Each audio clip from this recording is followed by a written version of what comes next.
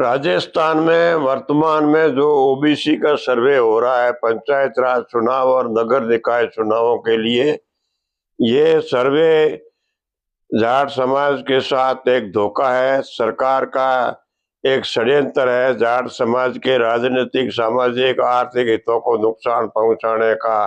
अतः इस संबंध में सभी सामाजिक बंधुओं से निवेदन है कि अपने को सावचेत रहने की जरूरत है और जो सर्वे हो रहा है उसमें समाज के आर्थिक, सामाजिक और राजनीतिक ढांचे के संबंध में झूठे आंकड़े ये लोग प्रेषित करने का प्रयास कर रहे हैं और आंकड़ों में हेरा फेरी करने का षड्यंत्र है। ये बहुत ही बड़े पैमाने पर चल रहा है।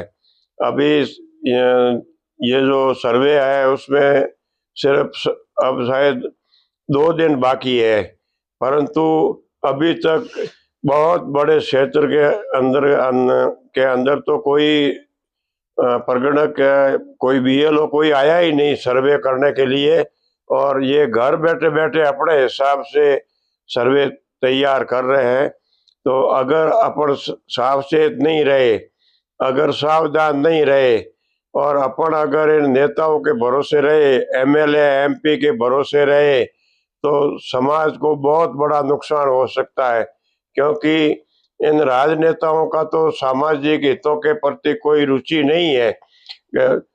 आज लंबे समय से सर्वे की बात हो रही है, परंतु कोई भी सांसद या कोई भी विधायक आके इस संबंध में कोई भी समाज का मार्गदर्शन करने के लिए या प्रशासन के साथ में वार्ता करने के लिए, कोई पहल करने के लिए भी तैयार नहीं है। तो अपने को अपने पैरों पे खड़ा होना पड़ेगा।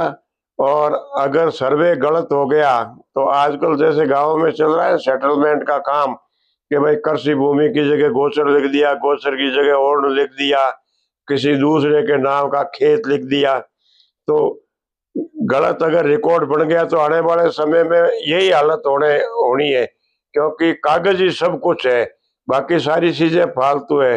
अपने पास अगर कागज नहीं है, जैसे परीक्षा देते हैं और मार्कशीट में अगर नंबर नहीं है तो भले कितने ही विद्वान हो, कोई मतलब ही नहीं रखता है।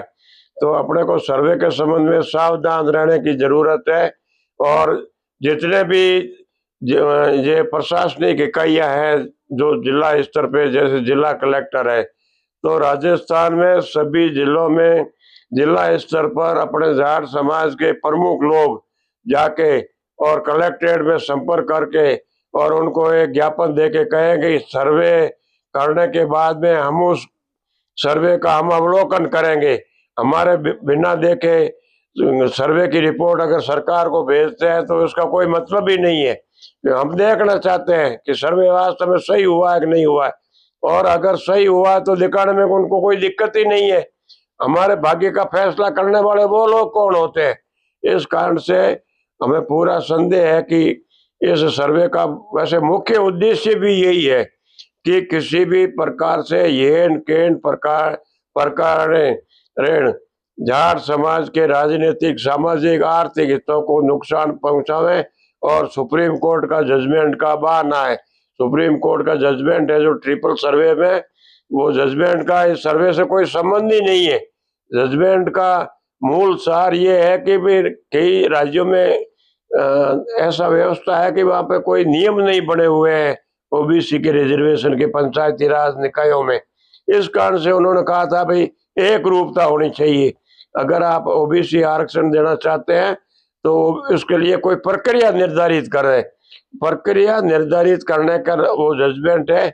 और ये राजस्थान में जो किसान विरोधी, मजदूर विरोधी और जाट विरोधी सरकार है, इन्होंने इस जजमेंट का बहाना बना के और जाट समाज को नुकसान पहुंचाने के लिए ये षड्यंत्र प्रारंभ कर दिया है। हमें अपने को सावधान रहने की जरूरत है, संघर्ष करने की जरूरत है। बहुत बहुत धन्यवाद। जय भारत, जय जाट, जय संगठन।